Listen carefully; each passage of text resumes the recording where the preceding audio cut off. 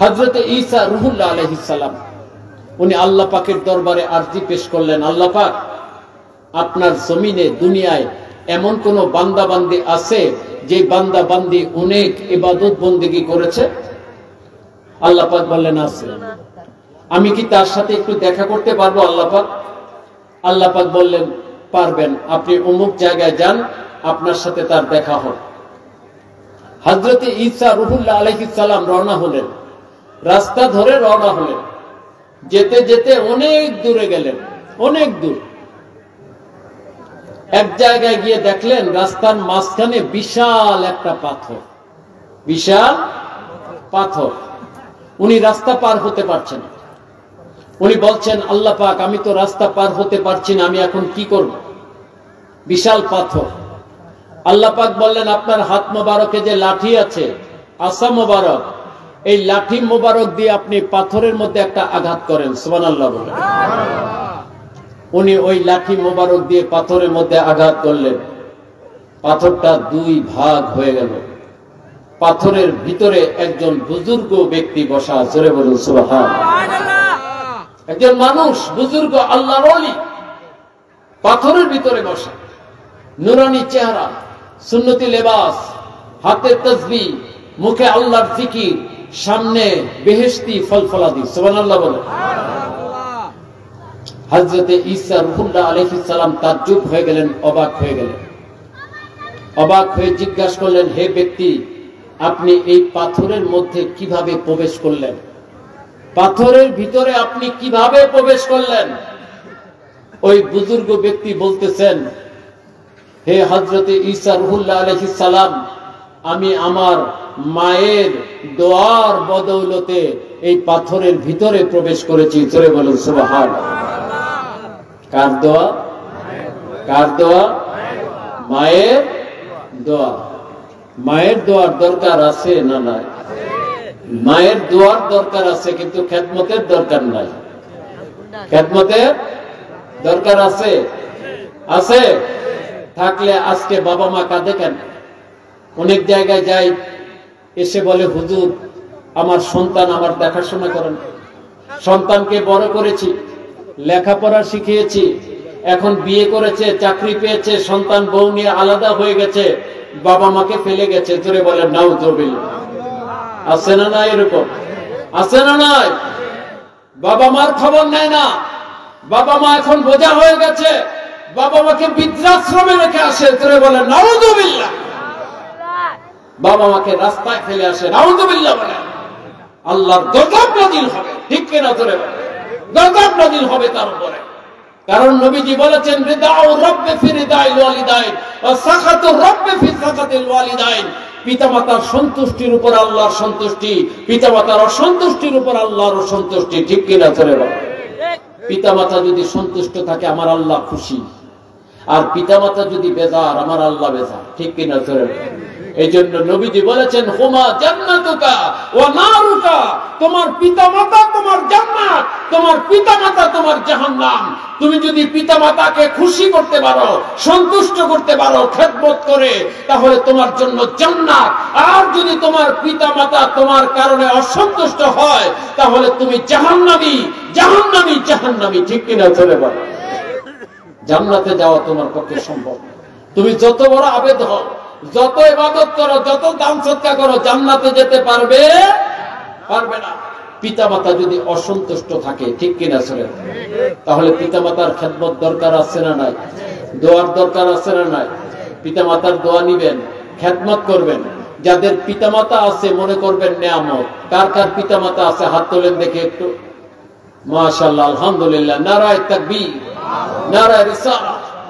আত্মাবান আল্লাহ পাক সবার পিতামাতার নেক হায়াত দারাজ করুন। পিতামাতার খেদমত করে জান্নাতটা হাসিল করে নেবেন। রাজি আছেন তো ইনশাআল্লাহ? যদি কেউ পিতামাতাকে কষ্ট দিয়ে থাকেন, এমন কেউ থাকেন, মাহফিল থেকে গিয়ে পিতামাতার কাছে ক্ষমা চাইবেন। লজ্জা লাগবে? লজ্জার বিষয়? পিতামাতার কাছে ক্ষমা চাওয়াটা মহত্বের বিষয়, ঠিক কিনা? জোরে বলেন। নেক সন্তানের একটা আলামত হচ্ছে সন্তান সবসময় পিতামাতার কাছে ক্ষমা চাবে, ঠিক কিনা? জোরে বলেন। কাজে পিতামাতার কাছে ক্ষমা চাইবে। ওই বুজুর্গ ব্যক্তি বললেন, আমি মায়ের খেদমত করেছি, মা আমার জন্য দোয়া করেছেন, ওই দোয়ায় আমি এই পাথরের মধ্যে প্রবেশ করতে পেরেছি। সুবহানাল্লাহ বলেন। ভালো কথা। আপনি কি খান, খাওয়া দাওয়া করেন কি? বুজুর্গ ব্যক্তি বলেন, আমি এই যে ফল ফলাদি আছে, আল্লাহ পাক এই ফল ফলাদি জান্নাত থেকে পাঠান। চলে বলুন সুবহানাল্লাহ। আল্লাহ পাক পারেন না? পারেন কিনা? আপনার কাপড় চোপড় পরিষ্কার, ওযু, ইস্তেঞ্জা এগুলো কিভাবে হয়? সব কুদরতি ভাবে হয়। সুবহানাল্লাহ বলেন। কিভাবে হয়? কুদরতি ভাবে হয়।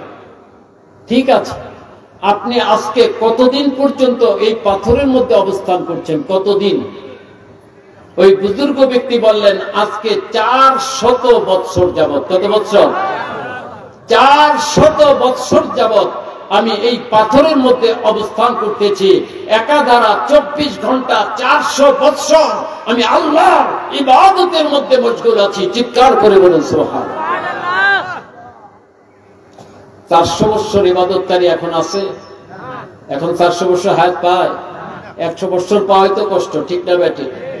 ওই বান্দা 400 বৎসর একাধারা ইবাদত করেছে, কোনো গ্যাপ নাই।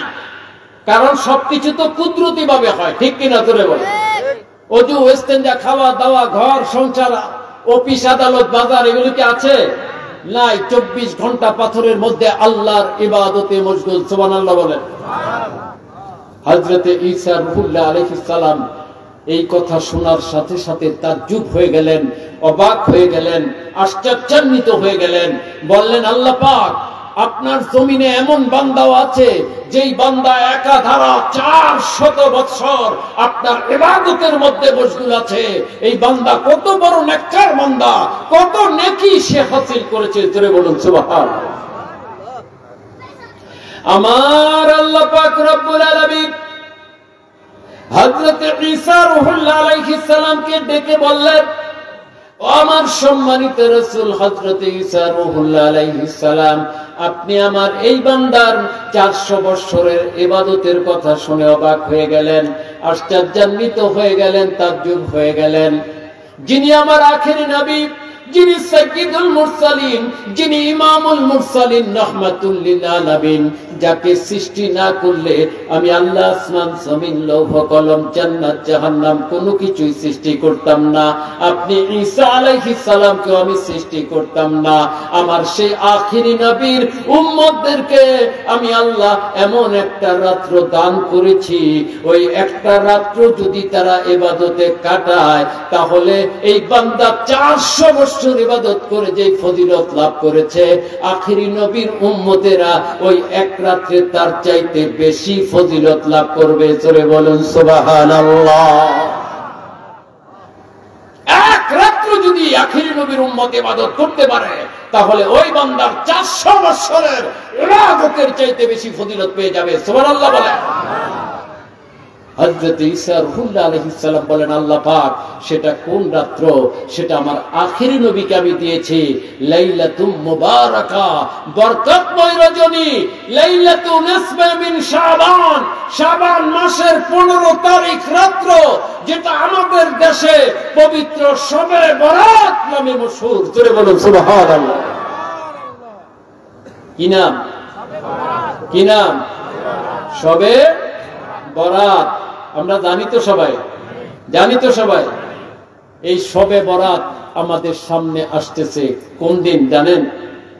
কোন দিন? আগামী জুমাবার। আগামী জুমাবার, শুক্রবার দিবাগত রাত মাগরিব থেকে ফজর পর্যন্ত শবে বরাত। সুবহানাল্লাহ বলেন।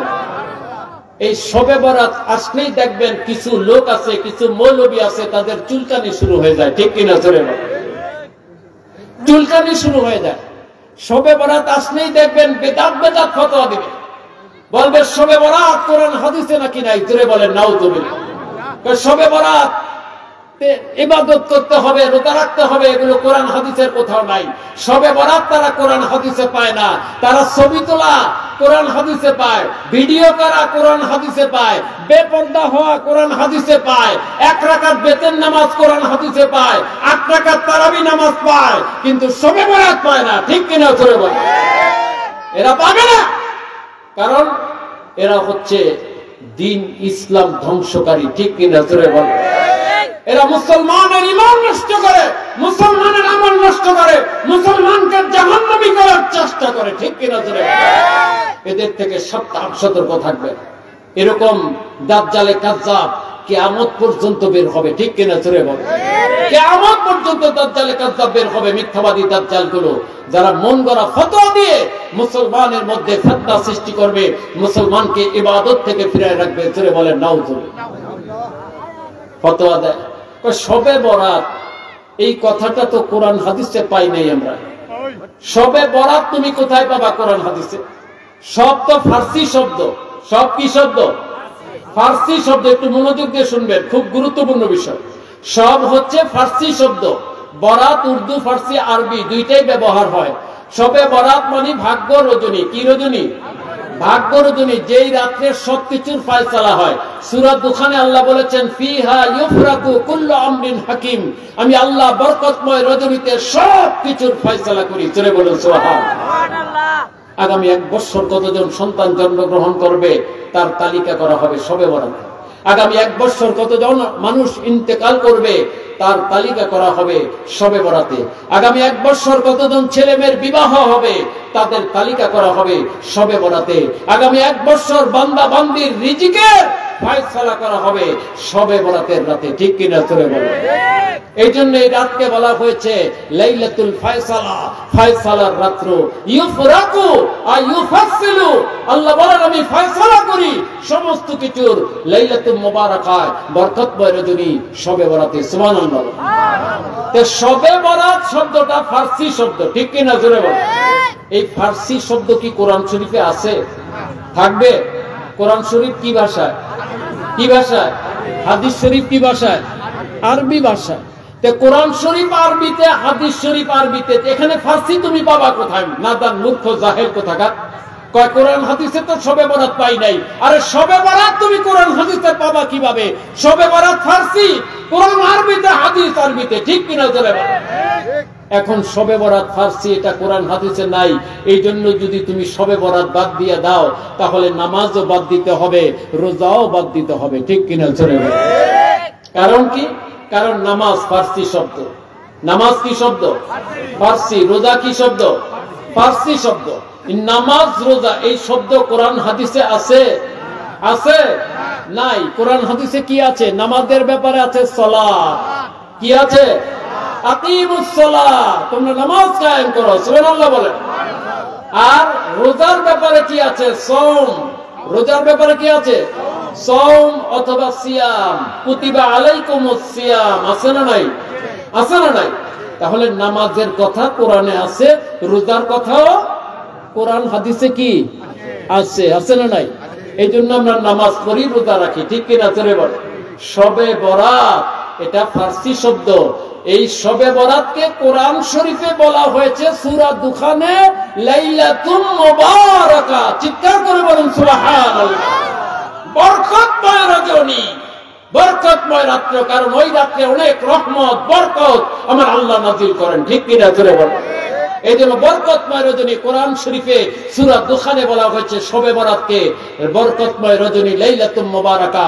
আর হাদিস শরীফে বলা হয়েছে ইবনে মাজাহ, তিরমিজি, বাইহাকি, আরো অনেক হাদিসে বলা হয়েছে লাইলাতুন নিসফে মিন শাবান। লাইলাতুন মানে রাত্র, নিসফু মানে অর্ধ, আর শাবান মানে শাবান মাস। শাবান মাসের অর্ধ রাত্র। 30 দিন যদি ধরা হয়, একটা মাস কয় দিনে? 30 দিনে ধরলে অর্ধেক কত দিন? অর্ধেক কত দিন? 15 দিন। তাহলে 15 তারিখ রাত্র যেটা, সেটাই হচ্ছে শবে বরাত, লাইলাতুন নিসফে মিন শাবান। সুবহানাল্লাহ বলেন। তাহলে আমরা কি পাইলাম? শবে বরাতের কথা কোরআন শরীফে আছে, শবে বরাতের কথা হাদিস শরীফে আছে। আছে না নাই? এখন যদি মোল্লারা বলে শবে বরাত কোরআন হাদিসে নাই, মানবেন? মানবেন না জবাব দিয়ে দিবেন? সত্য জবাব দিয়ে দিবেন, তোমাদের কথা আমরা মানবো না, তোমরা মিথ্যাবাদী। আমরা দলিল পেয়েছি সূরা দুখানে আল্লাহ বলেছেন লাইলাতুল মুবারাকা শবে বরাত, আর হাদিস শরীফে নবীজি বলেছেন লাইলাতুন নিসফে মিন শাবান। ঠিক কিনা জোরে বলেন? মানবো কি মানবো না? আমরা কোরআন হাদিস মানবো, আর কিছু মানতে রাজি না। ঠিক না বেঠিক? আবার দেখবেন এরা এই শবে বরাত আসলে বলে যে শবে বরাতে ইবাদত করতে হবে, এমন কোন কথা কোরআন হাদিসে নাই। শবে বরাতে রাত্রে ইবাদত করতে হবে, দিনে রোজা রাখতে হবে, এরকম কথা নাকি কোরআন হাদিসে তারা পায় নাই। তারা পাবে কিভাবে? আসলে তো নকল করে পাশ করেছে, ঠিক কিনা? চলে কি করে পাশ করেছে? নকলবাজ।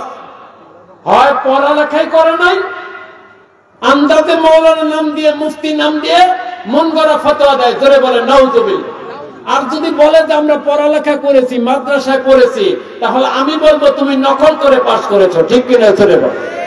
নচেত তুমি কেন পাও না যে শবে বরাতের রাতে ইবাদত করতে বলা হয়েছে? আমার নবীজি বলেছেন।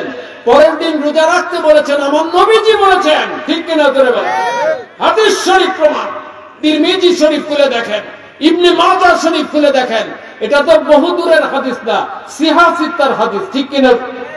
সিহা সিত্তা, ইবনে মাজাহ, তিরমিজি, সিহা সিত্তা না, 6টা যে সহিহ হাদিস তারা মানে। যারা শবে বরাতের বিরুদ্ধে বলে, এরা বলে আমরা 6টা হাদিস তারা মানি না। এই সিহা সিত্তা 6 হাদিসে তিরমিজি, ইবনে মাজাহ শবে বরাতে ইবাদতের কথা আছে, জোরে বলুন সুবহানাল্লাহ। কোথায়?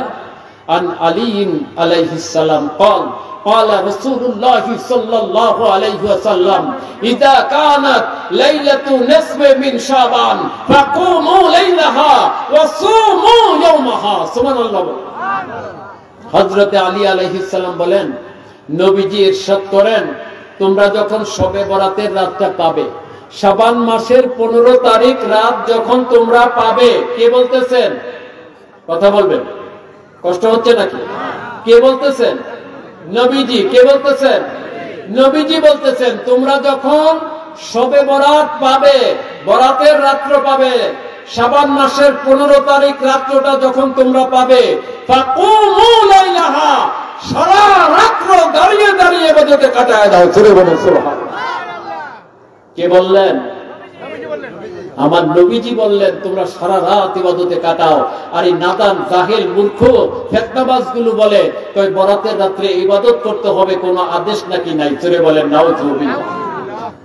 এরপর বলতেছেন আমার নবীজি, ফাসুমু ইয়াউমাহা, পরের দিন সারা দিন তোমরা রোজা রাখো, জোরে বলুন সুবহানাল্লাহ। সারা রাত ইবাদত করবে, ইবাদত করার পরে সেহরি খেয়ে পরের দিন সারা দিন কি রাখবে? রোজা রাখবে। 15 তারিখ রোজাটা রাখতে হবে, শনিবার পড়বে সেই রোজাটা, কি বার? শুক্রবার দিবাগত রাত্রে সেহরি খেয়ে শনিবারে রোজাটা রাখতে হবে। এই রোজার ফজিলত সম্পর্কে হাদিস শরীফে এসেছে, নবীজি বলেন, মান সামা 15 মিন শাবান লাম তামাসসুন নারু আবাদা, যে ব্যক্তি শবে বরাতের রোজা রাখবে, 15 তারিখের রোজা, তাকে জাহান্নামের আগুন কখনো স্পর্শ করবে না, জোরে বলুন সুবহানাল্লাহ। এত বড় ফজিলতের রোজাটা এরা বলে রাখার দরকার নাই, জোরে বলেন নাউজুবিল্লাহ। তার মানে কি? তারা চায় না মুসলমান নাজাত পাক, ঠিক কিনা? জোরে বলেন। জাহান্নাম থেকে মুক্তি পাক এরা চায় না। এরা ইহুদি নাসারার দালাল, ইহুদি নাসারা এদেরকে টাকা দিয়ে, পয়সা দিয়ে ফতোয়াবাজি করায়, ঠিক কিনা? জোরে বলেন। এদের ফতোয়া শোনা যাবে? শোনা যাবে না। কাজে আমার নবীজি বলেছেন, সারা রাত ইবাদত করো, পরের দিন কি করো? রোজা রাখো, সুবহানাল্লাহ বলে। কেন করবেন ইবাদত? কি কারণে সারা রাত ইবাদত করতে বলেছেন আল্লাহর হাবিব? সেটাও আল্লাহর হাবিব বলে দিয়েছেন, আমার নবী বলে দিয়েছেন। ফাইন্নাল্লাহা তাআলা ইয়ানজিলু ফিহা লিগুরুবিশ শামসি ইলাস সামাঈদ দুনিয়া। আল্লাহ পাক রব্বুল আলামিন ওই শবে বরাতের রাত্রে মাগরিবের পর থেকে সুবে সাদিক পর্যন্ত রহমতের দরজাগুলো খুলে দিয়ে আল্লাহ পাক বান্দা বান্দিকে ডাকতে থাকেন, ফায়াকুলু আলা মিন মুস্তাগফিরিন ফাগফির লাহু। এমন কোন বান্দা বান্দি আছো আজকে শবে বরাত, রহমতের রাত, বরকতের রাত, আমি রহমতের দরজা খুলে মাগরিব থেকে ফজর পর্যন্ত আমি আল্লাহ ডাকতেছি, ও আমার বান্দারা, এমন কোন বান্দা আছো অনেক গুনাহ খাতা করেছো, যত বড় বড় গুনাহ করে থাকো না কেন, কবিরা গুনাহ করেছো, সগীরা গুনাহ করেছো, কুফরি করেছো, শিরকি করেছো, বেদাতি গুনাহ করেছো, যত বড় বড় গুনাহ করে থাকো না কেন, আজকের এই রহমতের রাতে আমার কাছে তওবা করো, ইস্তেগফার করো, ক্ষমা চাও, আমি আল্লাহ তোমাকে ক্ষমা করে দিব, জোরে বলুন সুবহানাল্লাহ। তোমাকে আমি ক্ষমা করে দিব। তুমি আজকে আমার কাছে ক্ষমা চাও। আলা মিন মুস্তারজিকিন ফারজুকাহু, এমন কোন বান্দা বান্দি আছো তোমার রিজিকের দরকার, তোমার টাকার দরকার, পয়সার দরকার, চাকরির দরকার, ব্যবসার দরকার, ক্ষেত খামারে ফসলের দরকার, তোমার যা রিজিকের দরকার আমি আল্লাহ আজকে 1 বছরের রিজিকের ফয়সালা করব। তুমি আমার কাছে রিজিক চাও, আমি তোমাকে রিজিক দিয়ে দিব। জোরে বলো সুবহানাল্লাহ। রিজিক দিয়ে দিব আমি তোমাকে, তুমি আজকে চাও আমার কাছে।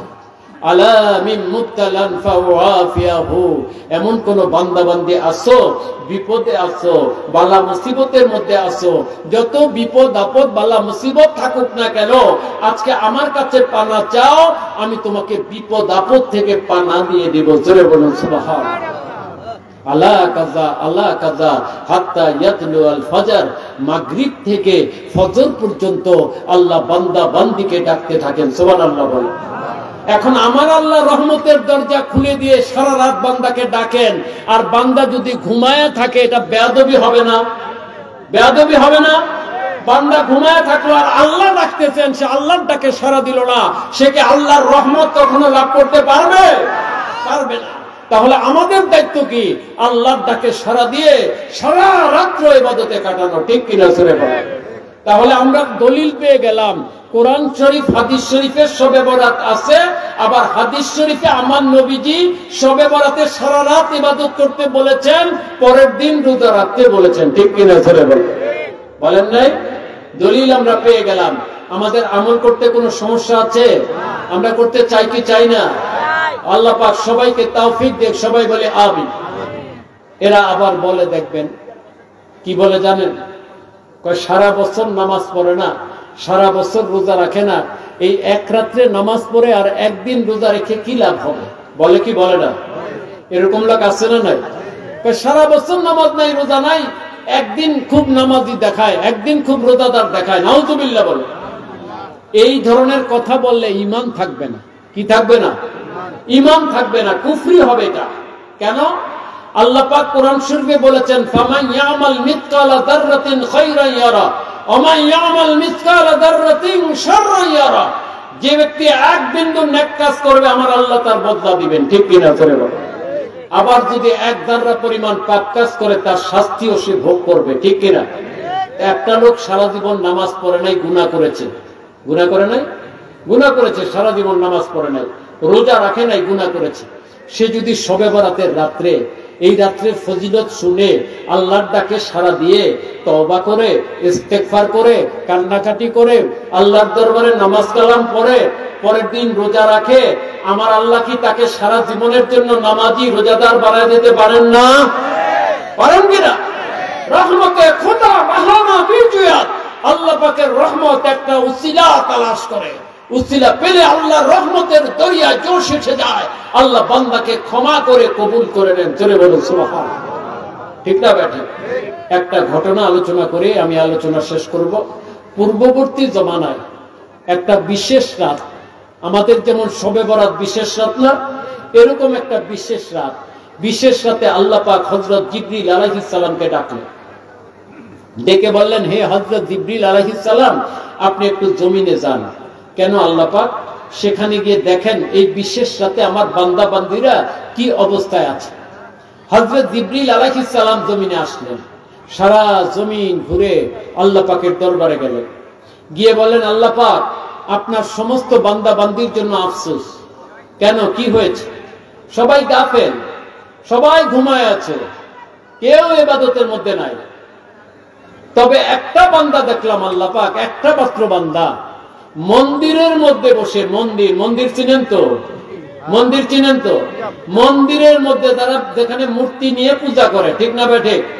এই মন্দিরের মধ্যে বসে একটা লোক, সে কি করতেছে? মূর্তির সামনে নিয়ে সনম সনম সনম, সনম মানে মূর্তি, সনম মানে কি? সনম মানে কি? মূর্তি, মূর্তি, মূর্তি জিকির করতেছে। নাউজুবিল্লাহ। আল্লাহ পাক আপনি যদি অনুমতি দেন, আদেশ করেন, আমি মন্দির সহ মূর্তি সহ লোকটাকে উল্টায় ধ্বংস করে দেব। আল্লাহ পাক বললেন, কেন? কারণ এই বিশেষ রাত্রে সে আপনার সাথে শিরক করতেছে। জোরে বলেন নাউজুবিল্লাহ। আল্লাহ পাক বললেন, আপনি ধৈর্য ধারণ করুন, দেখেন কি হয়। ধৈর্য ধারণ করেন, দেখেন কি হয়। জিবরিল আলাইহিস সালাম ধৈর্য ধারণ করলেন, ওই রাতটা অতীত হয়ে গেল। 1 বছর পর আবার ওই রাতটা আসলো। আল্লাহ পাক আবার হযরত জিবরিল আলাইহিস সালামকে জমিনে পাঠালেন, যান আপনি গিয়ে দেখে আসেন আমার বান্দা বান্দীরা কে কি অবস্থায় আছে। উনি গেলেন, গিয়ে আবার ঘুরে এসে বলেন, আল্লাহ পাক আপনার সমস্ত বান্দা বান্দির জন্য আফসোস। কেন, কি হয়েছে?